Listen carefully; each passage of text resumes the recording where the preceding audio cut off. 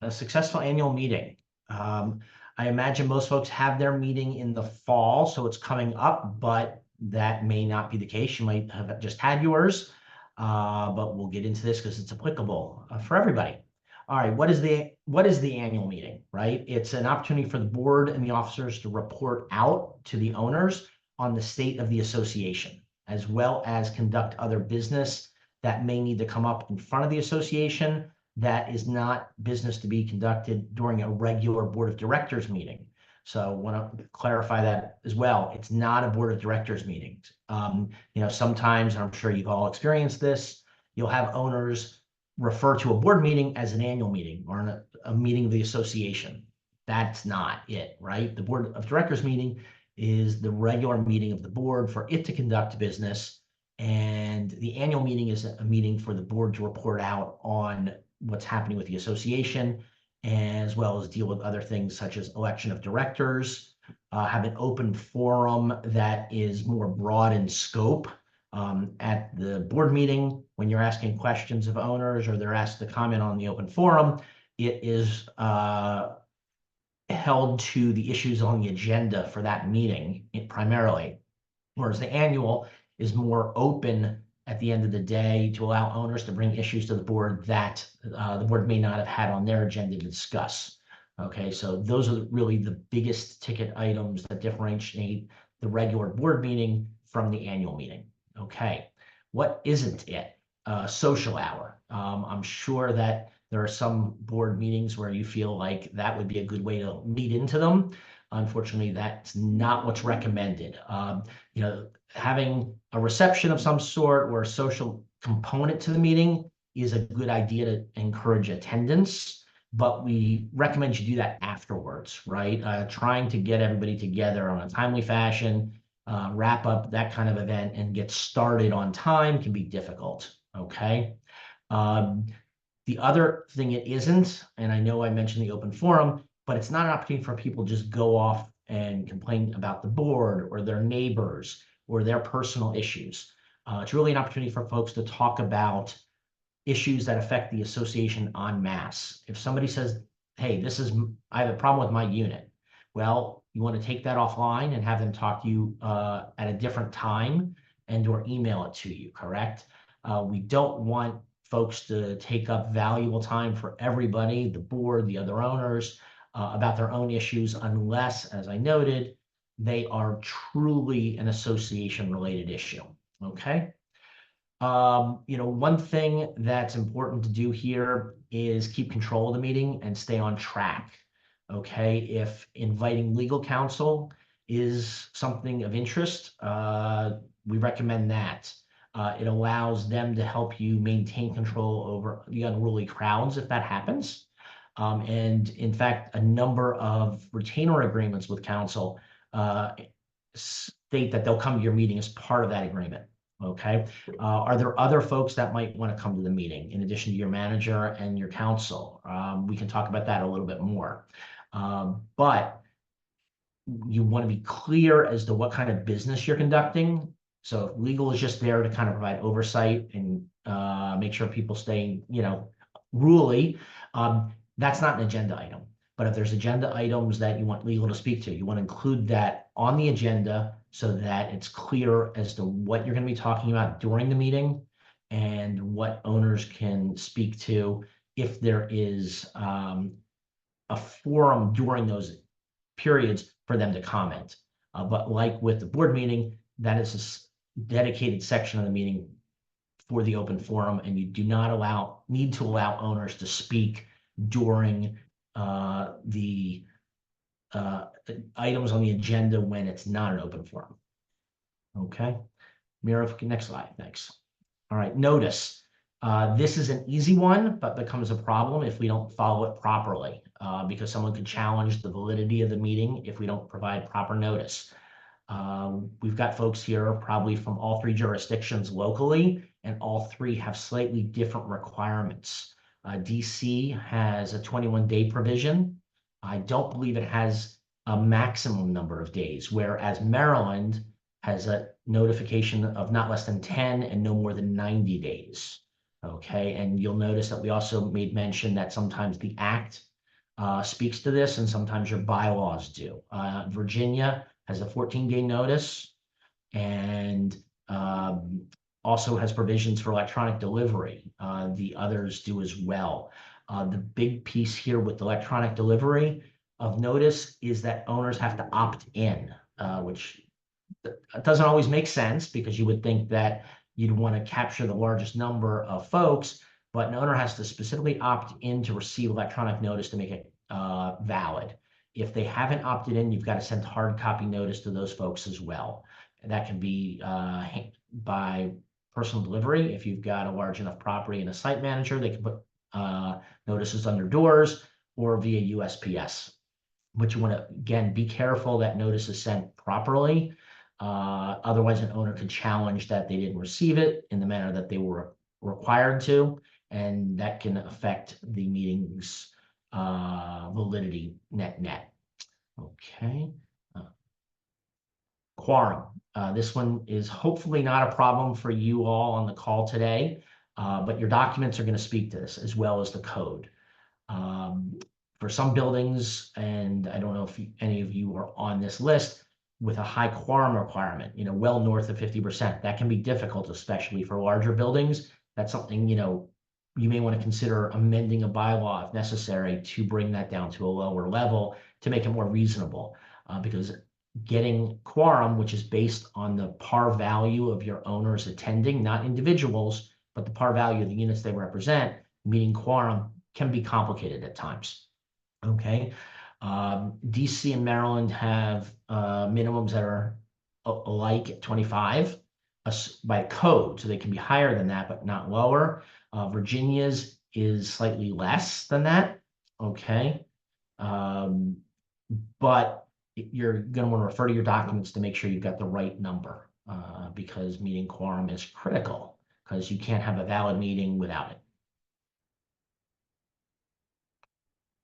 Getting quorum.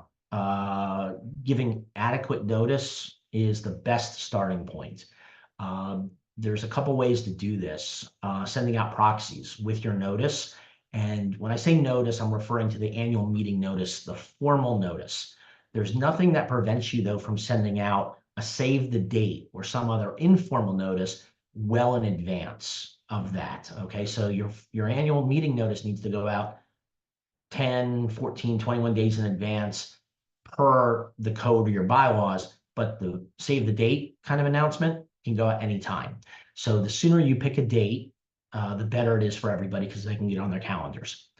Considering a guest. If quorum's not working, what you want to do is see if you can make the meeting more exciting, right? Not everybody's excited about the financial report, unfortunately, but that happens, right? So is there something you can add to the agenda that will make it more interesting for folks and encourage attendance?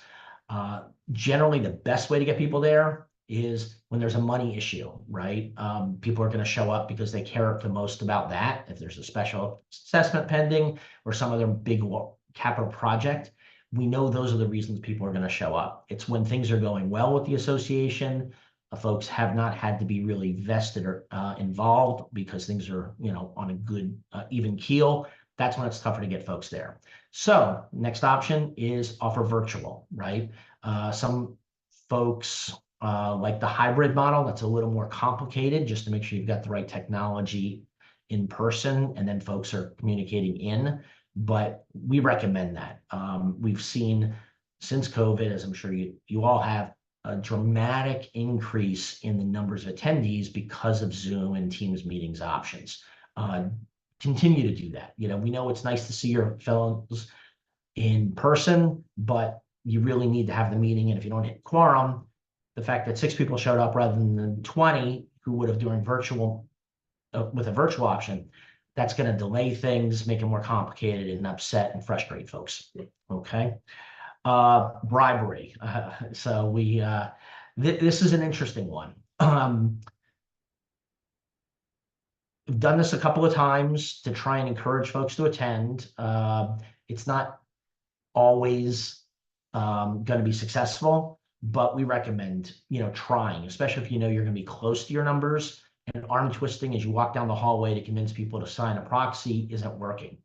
The other thing that's not listed here is if you aren't able to gain quorum and you've had to postpone your meeting and you rescheduled and you sent proxies out and you've tried to really communicate to folks, you need to send a proxy in, if nothing else. We've had buildings where the board has passed a resolution to fine owners that don't submit their proxy at a minimum, right? Because the owners have a responsibility to help you attain quorum and attend these meetings and be involved. So, there's things that we can talk about if you're not able to get the quorum, but hopefully these things we've talked about will get you there.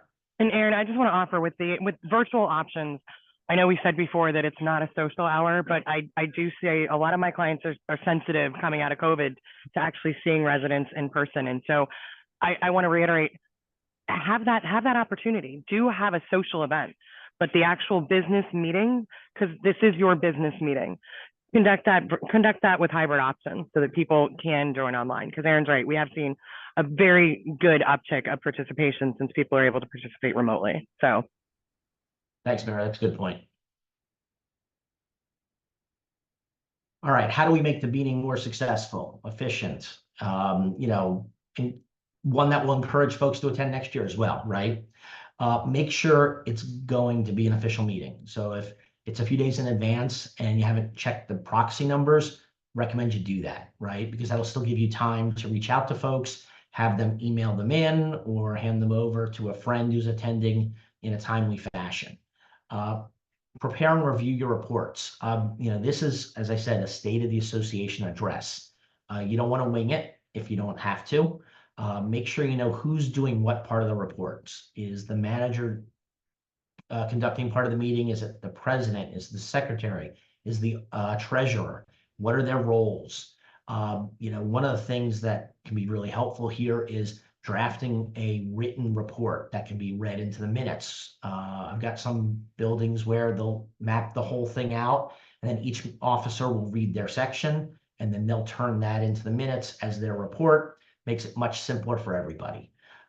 There's less than to capture, have to remember when you're drafting the minutes. Speaking of minutes, you want to send out last year's minutes at least a couple days in advance so that folks have an opportunity to review them. And as noted here, it can save you time by not having to read them into the minutes of the current year if everyone agrees to waive that requirement. Speaking of minutes, one thing you might want to also consider if you're not doing it now is when you draft the annual meeting minutes for this year, send them out in draft, within a couple of weeks now, because no one's going to remember what happened in a year if they look at them again for the first time. And they're also going to want to see that, a recount of what occurred this year. So send out a draft, make that very clear that they're going to be approved at the next meeting of the association, but that they are not in final version.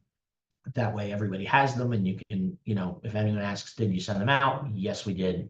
And that'll save you time down the road. The ballot.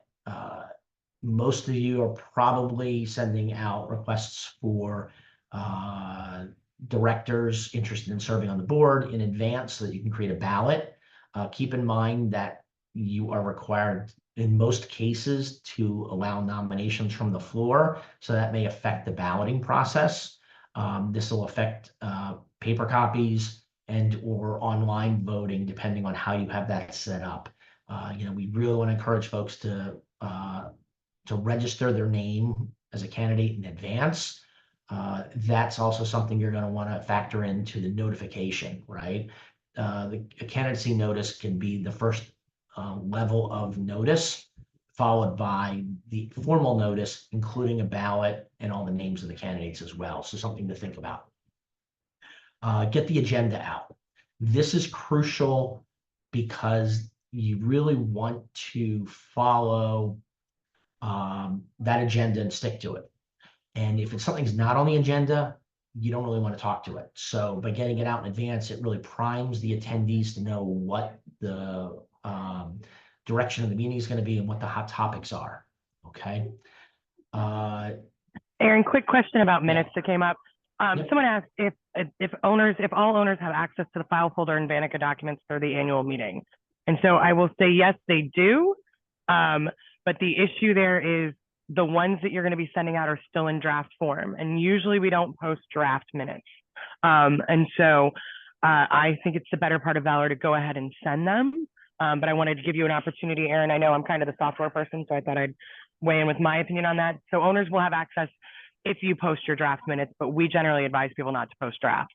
So I agree with that because there's a couple things there. One is if you post drafts, there's always changes and, or can be. And if they're minor, it's not a big deal. But if there's something that got missed or something that is that's being contested, you don't want those available on the off chance that maybe they get handed out to a potential buyer as part of the resale package because, we're pulling minutes from those folders. We really want those folders only to have the final approved minutes, either from the board meetings or the annuals. So yeah, I would agree with you. It's okay to send them out, but I wouldn't post them for general use in the interim between when the meeting happened and when they're approved. Okay. This last bullet here is really just to help, right? If you've got an agenda and you are one of the speakers, take 5 minutes. Annotate the agenda so that you've got your notes there in front of you. It'll make your life a little easier at the end of the day. And you'll be able to speak directly to the points on the agenda, and it will make your life easier. And that's what this is about, right? I mean, it's never fun to have to run one of these meetings, but how can you make it more efficient for yourself and productive for the attendees? A little bit of extra work in the beginning will get you there. And if you take that step, consider making that a board document, not a personal document. Pass it on when you eventually step off the board, because a lot of the stuff that you're doing in your annual meeting repeats. So I just would say, consider making that a shared document. Agreed. All right. It's the annual meeting date, right? Everybody shows up. Well, hopefully quorum worth show up, and everybody's doing what they're supposed to. Everybody's being nice and listening and so forth, right? You still want to control it. You don't want any owner to hijack the meeting. The same thing applies when you're having a board meeting, right? But there's more likelihood during the annual because you'll have folks who show up once a year or haven't shown up in years who don't really appreciate how much it takes to move the meeting along in a timely manner so you're not there for 4 hours, right? It's okay to remind folks that it is a meeting of the association and you're following the agenda. That is going to allow you to stay on track. With respect to that, if somebody brings up an issue that they want to vote on, that doesn't happen at the annual, right? You've got to give plenty of notice for any votes at the annual. You could take a straw poll. If someone said, well, we want to change this about the landscaping, or we want to, we think it's time to do a special assessment for some reason, right? Those ideas can be thrown out at the meeting during the open forum in response to questions from the board. But any poll or surveying you do is non-binding, okay? This is something to give the board guidance for the following term as to how to operate, right? And it's also giving you the opportunity to listen to what folks want, but also shut them down, right, if necessary, and say, look, this is not something for this meeting. Our next board of directors meeting is scheduled for January 15th. We'd appreciate if you could bring it to our attention then, or send us an email in advance, and that's when we'll take it under advisement. So these are some of the tricks that you all will have to be able to use to keep the meeting on track and moving along. The other part of this is, we're saying here, you need to work with trusted professionals, right? And whether this is legal counsel, if they're going to be there, always okay to turn to them and say, what do we do, right? Is this reasonable? Do we want to close this member down? Do we want to extend conversation about something? Always, take advantage of that if they're there. If your manager is there, same thing, right? They've been there, done that. I suspect that a lot of you have done the same, right? This is not your first rodeo, but feel free to consult, take a moment. Don't just respond to owners. But with that being said, try to treat everybody the same way. If you're going to cut one person off, do it for everybody. If you're going to set time limits, do that. Make it known so that no one's surprised. Again, the more, if you are clear about this in advance, people will do a better job of respecting that, and you'll have a better opportunity to kind of keep things going in the direction you want them to. I want to reiterate just two things that you said, Aaron. One is this idea of setting expectations and be open. If everybody gets 3 minutes, publish that on your agenda, right? During the open forum, we're giving you 3 minutes. The manager is going to be in charge. We can even, keep a clock that you see when your time is up, that kind of thing. The other thing was another ploy for virtual meetings. I know I've been in annual meetings where, council has texted me, or, there's private chat in a Zoom call, right? You can chat with one particular person. So in my last annual meeting, I was chatting with the board president about their quorum requirement and those kinds of things. And so it's another thing that is offered, makes it easier in a virtual meeting, that you can kind of consult sub rosa a little bit if you need to have that private, hey, Aaron, can they really say that about me kind of moment. So, Yep. And the one last thing I will say as well there, and I kind of maybe overplaying this one because we've seen it and it becomes outsized where it happens, is when there's an owner who's not being respectful and yelling at others and is really causing a scene. Just to put it out there, if something's like that has occurred at one of your meetings previously, or you anticipate it may happen, or you just want to get ahead of the curve, the board can adopt a resolution for how to treat others, common courtesy resolution. And that's a great place to remind people of that at the beginning of these meetings, to say, here's how we're going to run this meeting. And even if you don't have that as a resolution, you kind of lay out, look, this is what we need to do just to be good people. And it's another way to kind of guide the meeting in the right direction and not let it get out of control. That is such a great point, Aaron. I actually have a client who, at the top of their agenda, they had their statement of courtesy, and they would read it into record at every meeting. So, question from the floor: what if it's the board members that are being discourteous? That's unfortunately something that we see. So yeah, and that's a much trickier one, right? Owners have the authority at that meeting, because it's the annual meeting, to call a board member out and say, we all agreed that we're going to be nicer to each other. Preferably, though, there's another member of the board who will step up and do the honorable thing and call that board member out, excuse me, and say, look, you know what? We've got to remember that things may be contentious, but we've got to all stay calm and courteous, right? Doesn't always happen. If it's something that is significant and requires it to be reported after the fact, I would encourage owners, especially in buildings where you've got those kinds of violations or requirements documented, to bring to the board's attention afterwards, right? We are in times where we can only control ourselves. We don't want anybody to put themselves in harm's way, right? This takes it, again, to the nth degree, but don't confront somebody in a meeting if you think if it's going to get worse, right? We're trying to mitigate the damage from these kinds of activities and the harassment and or insult that is lobbed. So, it's up to you all as well to kind of gauge that and do your best. But sometimes I'll you just also have to move on and deal with it later. I'll also add, Aaron, to me, one, it's another place to rely on your trusted professionals. Like, if your lawyer's there, usually when my lawyer's there, the lawyer is the one who's saying, Aaron, that's not cool, right? The other thing is, it's part of my practice when I'm hosting a Zoom meeting that says that the association, the board of directors reserves the right to mute anyone, that to mute and boot anyone that's not following the protocols. And so it's another argument for virtual meetings. But so go ahead and talk about. All right, what do we do after the meeting? You're going to have an organizational meeting to elect officers. As a reminder, during the meeting, you're electing directors to serve, and the board itself elects the officers. So, excuse me, that'll be one of the first administrative tasks of the new board. Noted here is setting the schedule. If you set the schedule for the year and announce it, much easier for folks to get on their calendar, and then you don't have to worry about it as much, kind of picking those dates month to month or every quarter.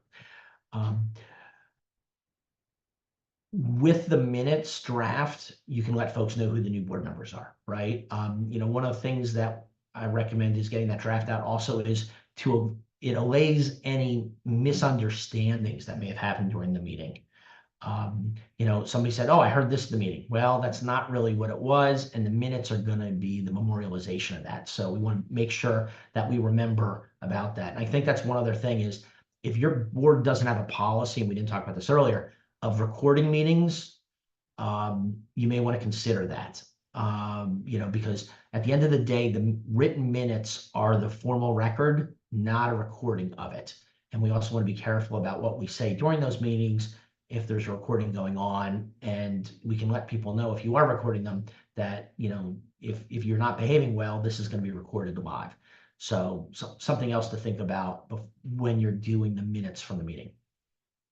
Let's see, approving the minutes from the prior year, right? So this is noted here. One of the things you'll want to do is resend those out once they're formally adopted. That way folks know that they are good to go and what's sitting in the folder is ready for their use. Registering as appropriate. This is going to be jurisdictional dependent. So if you're in Maryland and Maryland, I'm pretty sure you need to register that. DC does not have that requirement. Your manager is going to be able to help you with this. They should be following up timely after the meeting to make sure that those requirements are met and everything is taken care of from a jurisdictional perspective. Okay. So we have a couple of questions I wanted to pop up, Aaron. And just what exactly is the role of our staff in setting up and conducting the meeting? Yeah. So the annual meeting is your meeting, right? Community manager is there to help you support that, right? They can help you with setting up, drafting the notice, work with you on putting the agenda together. The manager can help offer a report on this non-financial issues, or if there's something the president doesn't cover, really a report by management on what's happening in and around the property over the last year. We've got some boards where their treasurer may, not be able to attend, or the manager has generally taken the lead on financial issues and reporting at board meetings. Speak with them about that. If you think it's better for them to take that piece of the meeting and run with it, great. But don't decide that at the last minute. Have that conversation early on. But at the end of the day, it's your meeting to run, and the manager's there to support you to make sure that the minutes get out in advance and the minutes get out afterwards once the secretaries approve them. Okay. We have two questions about using like an AI note taker. Yep. To take the notes. The person must have heard all of my prior talks about trust but verify, and says, we'll verify them before we send them out. Is that okay? Yeah, I'm a huge fan of that, right? That will make your life easier and ensure nothing gets missed. And the AI systems are really good at doing that these days, right? So you can pull out what's really important. Remember, the minutes are actions taken. They're not all the side chatter. They're not people's opinions. Okay, you just want to take them down to the bare minimum in some cases. That say, this is what happened. This is what we decided. Meeting's closed, right? But yeah, feel free to use any of those those note takers, but be sure to cull through them and make sure they're edited properly before you send them out. And get rid of the raw file. Yes. You don't want to keep your recording. So most of our attorneys will advise us it's okay to record the meeting, but once you create your minutes from it, delete your recording is what I wanted to say there, because the recording could become discoverable if you retain the recording. So I just want to make that clear.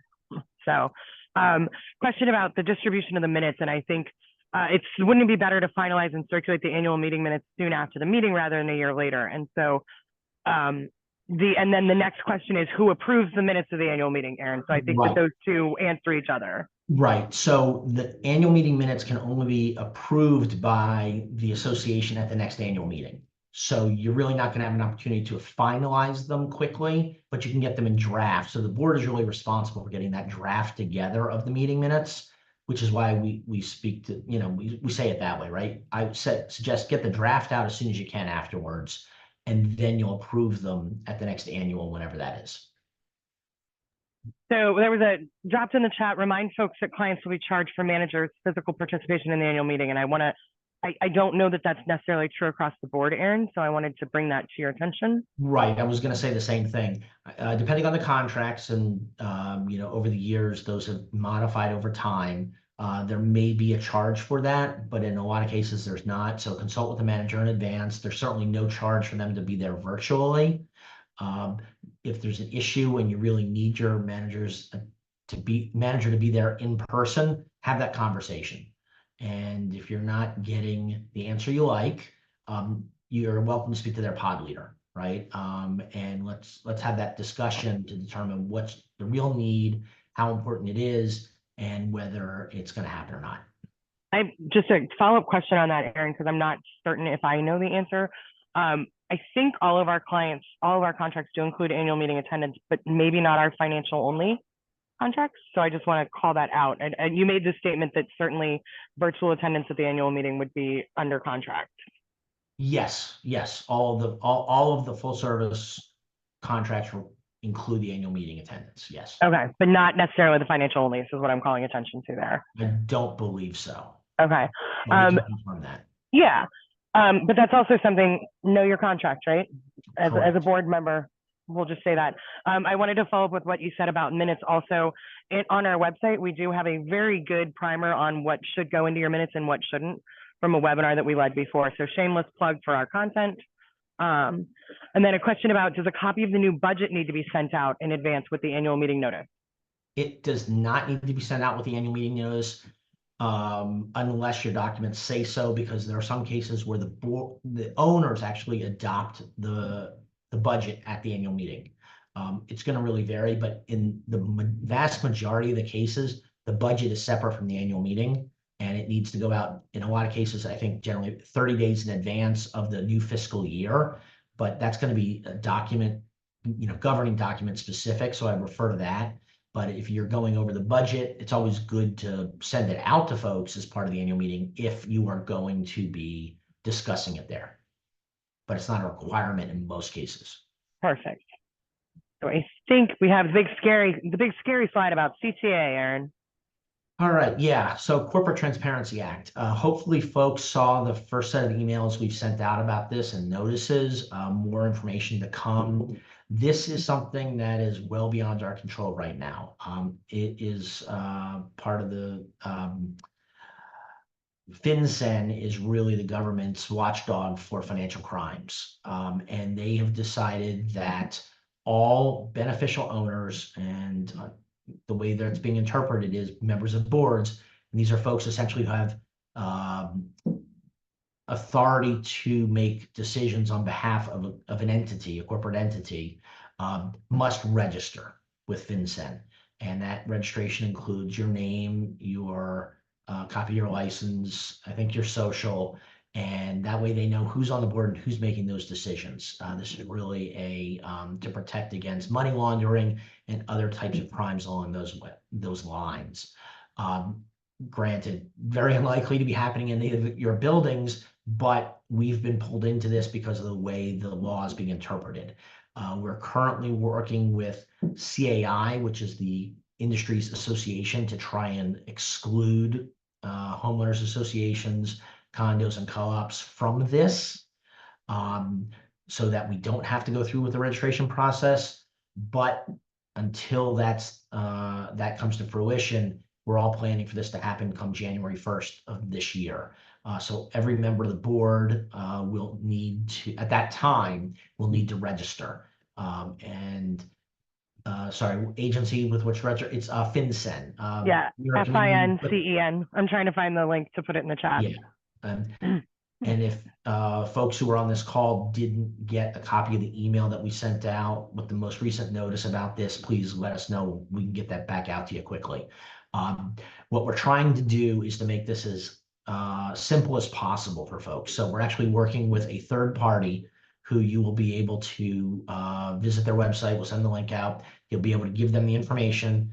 They're going to then submit that on behalf of the associations directly, so that you don't have to log on to the FinCEN and do it yourself. It's really, one-stop shopping. However, folks do have the option to go to FinCEN directly and get a FinCEN number and then provide that. It's really how much effort you want to put in, but everyone's going to have to do this. Some of you may be thinking, is this something I really want to do as a board member going forward? You're not alone. We've got some board members thinking, is it really worth it for me to participate on a board if I'm going to be required to meet these kind of conditions? I don't have an answer as to whether that's good or bad at this point. All I can tell you is this is what the requirement now is, and we're going to make sure that you're all in compliance, because the one thing I haven't noted is it gets really expensive if we're not in compliance. The fines are the tune of, I think, about $500 a day or more for non-compliance. So until anything changes, we want to ensure that none of our clients are being hit with any of those fines for missing the deadlines that are required. Yeah, individuals can be fined up to $10,000, and entities, I think it's 25 for entities.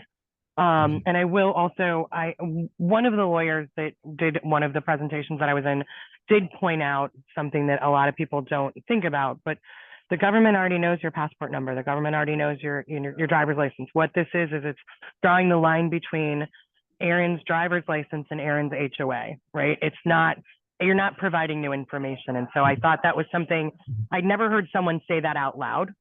And so I think that was something for me that was kind of a new idea, Aaron, that I wanted to put out there.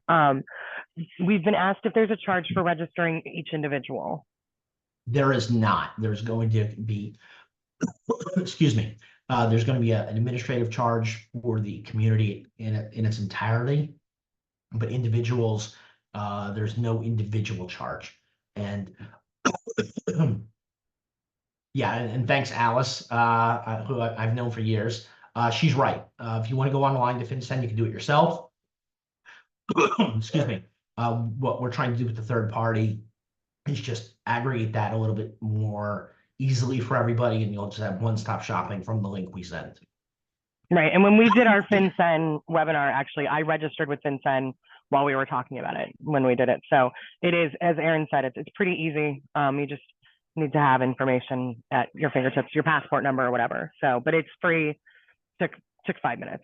So if you want to go ahead, if you as a board member would like to take the initiative and do that, please email your FinCEN number to us at cta@ejfrealestate.com so that we can mark you off our list and we won't bother you. Aaron, do we have an estimate of what the community charge will be for this? I think it's right around $300. Excuse me. All right, thank you. So I think that was our last slide with CTA. So we're in the question and answers portion. I know I've been kind of reading questions from the chat. I know that somebody raised their hand, but then they put their question into the chat. And so at this point, if anybody would like to, come off mute and ask us a question, I'm happy to take you off mute. Otherwise, I will put in another shameless plug for existing content on our website, which is ejfrealestate.com. Go to our board learning centers. And then we will be meeting again third Thursday of October, October, to talk about insurance, I believe, next month. So Aaron, on the CTA links into an email. We have sent out some already, and we can add them to the board email this week, Aaron. Pamela, I think I just put the right, excuse me, email address in. Mira, it's CTA@EJF, right?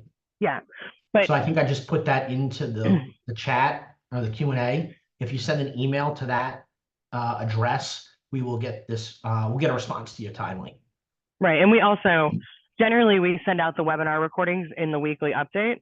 And I don't have a problem putting, FinCEN.gov in there as well. And just kind of a recap if we want to send that out, just to make sure all our board members get it. So if there are no more questions, I'm going to thank Aaron for presenting and all of you for taking time out of your busy days. As a reminder, these will be recorded and posted on our website. So if you want to, send it out to one of your board members or anything for people to start planning your annual meeting, feel free. Thanks again for all your time. Thanks, everybody. Have a great day.